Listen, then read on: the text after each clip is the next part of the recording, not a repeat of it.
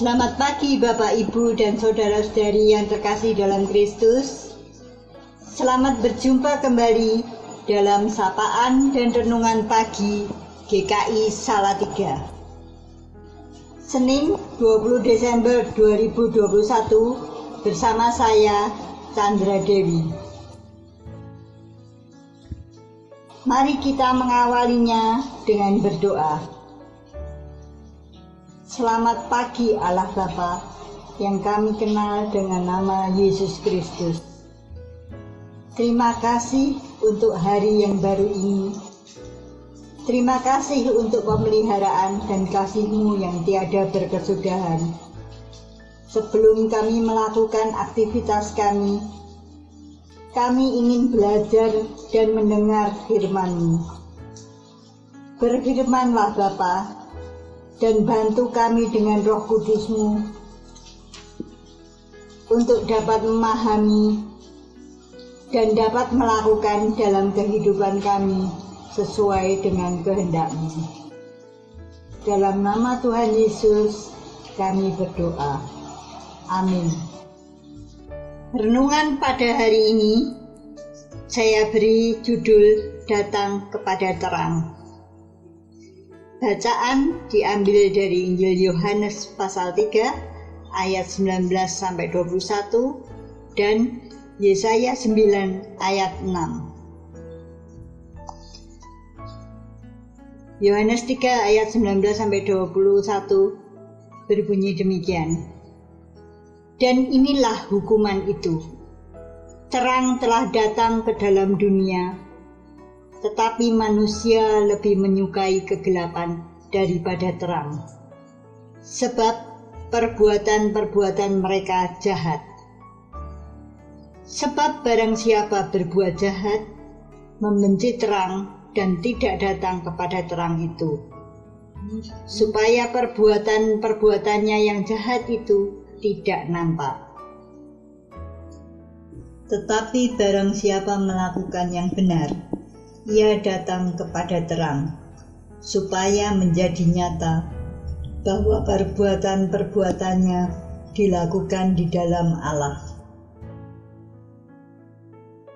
Yesaya 9 ayat 6. Sebab seorang anak telah lahir untuk kita, seorang putra telah diberikan untuk kita, lambang pemerintahan ada di atas bahunya, dan namanya disebut orang Penasehat Ajaib, Allah yang perkasa, Bapa yang kekal, Raja Damai. Yesaya 9 ayat 6 merupakan nubuatan Nabi Yesaya bahwa Mesias yang lahir itu disebut Penasehat Ajaib. Ada yang menerjemahkan sebagai penasehat yang mempesona. Tetapi dalam kenyataannya, bagi orang-orang yang tidak mengenal Yesus, mereka berkata, apanya yang mempesona dari seorang anak tukang kayu, lahir di kandang binatang, dari keluarga miskin pula, dan mati disalibkan di antara dua penjahat. Kita sering menganggap seseorang itu hebat dan mempesona bila kaya raya, punya kekuasaan, memiliki gagasan atau tulisan yang luar biasa yang dituangkan dalam buku atau menghasilkan karya seni yang hebat. Padahal Yesus tidak pernah menulis buku, tidak pernah mewariskan karya seni, baik lagu maupun lukisan, patung atau arsitektur. Namun, entah berapa juta buku telah ditulis orang tentang dia. Juga sudah berapa banyak lagu digubah dan dipersembahkan bagi Yesus. Entah sudah berapa banyak lukisan dan arsitektur dibuat dan diinspirasi oleh Yesus. Yesus itu penasehat ajaib yang mempesona karena Yesus punya arti bagi kita. Yesus mempesona bukan hanya perkataannya yang penuh kuasa, tetapi juga seluruh hidupnya.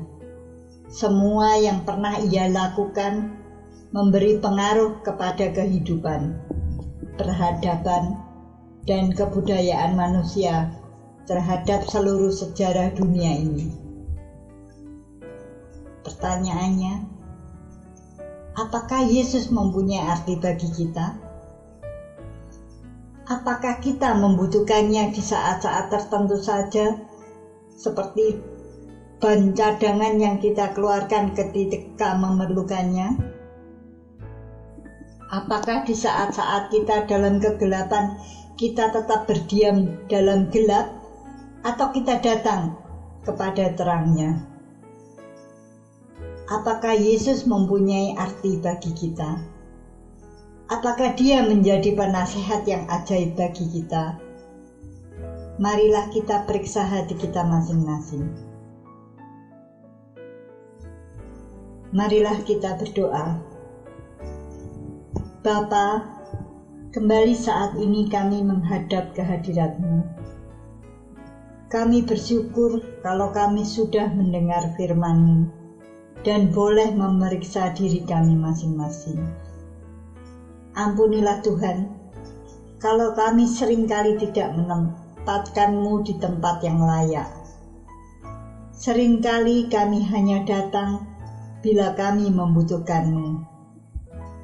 Kami masih sering bertahan hidup dalam kegelapan, dan kami tidak menempatkan-Mu sebagai penasehat utama kami, penasehat yang ajaib dan mempesona. Bapa, ajarkanlah kami, ingatkanlah kami dengan Roh Kudus-Mu untuk selalu datang dekat di hadirat-Mu, untuk selalu mendengarkan dan melakukan nasihat-Mu yang ajaib dan hidup dalam kebenaran-Mu. Terima kasih Bapa, kami panjatkan doa ini dalam nama Tuhan Yesus Kristus. Amin. Selamat pagi, selamat beraktivitas. Tuhan Yesus memberkati.